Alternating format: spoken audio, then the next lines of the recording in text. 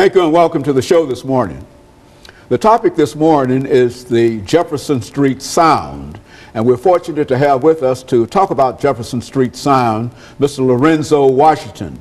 Mr. Washington has been involved with the Jefferson Street Sound and, in a real sense, with the whole idea of Jefferson Street for the longest, and he will give us some information about his background, his education, and some of the things that were important in a real sense that eventually led him to us this morning. And let me welcome you to the show this morning, Mr. Washington. Yes, thank you, Dr. Haney. I'm glad to be here.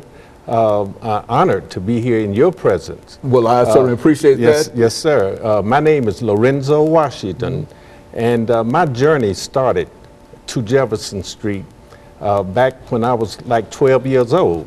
I was a shoe shine boy at Lonnie Young's shoe repair downtown. That's when my first job started.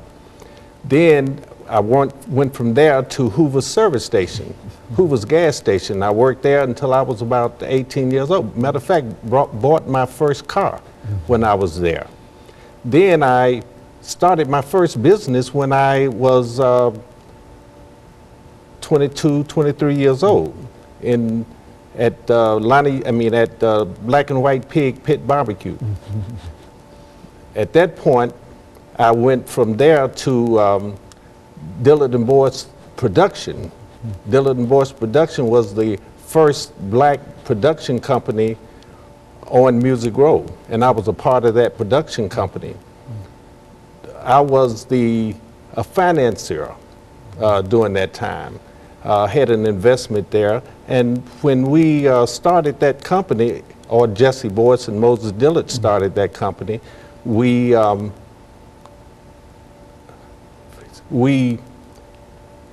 produced at least 4 or 5 albums during that time. And very good. Now, does this just go on, yeah, okay. Just go on. You know, I'm listening. You know, we produced 4 or 5 records during that time. And matter of fact, one of the records that we did during that period went to #2 behind Donna Summers. Donna Summers was #1 on the national disco charts, and we were #2. At that point, we went to a point of producing another album, which was Saturday Night Band, Come On Dance Dance, and that album was nominated for a Grammy. Well, matter of fact, 2 Grammys. And I left from there and went to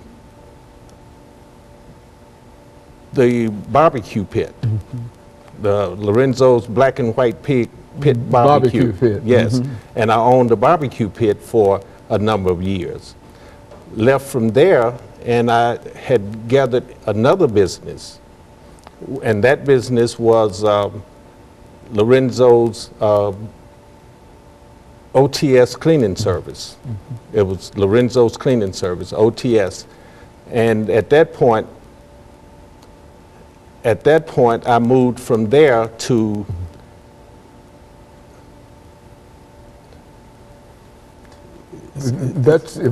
go on. Is this not this? You just go on. Yes. Go on. Okay. Yeah. At that point, I produced. Was into producing disco, not disco, but hip hop music. We started another company on. This is not working. Let me say this, Mr. Washington. We've got about 1 minute and 10 seconds on this segment here, and all we want you to do is to tell us, as you are telling us, and don't worry about anything else, just tell us what you're telling us, and I can appreciate that.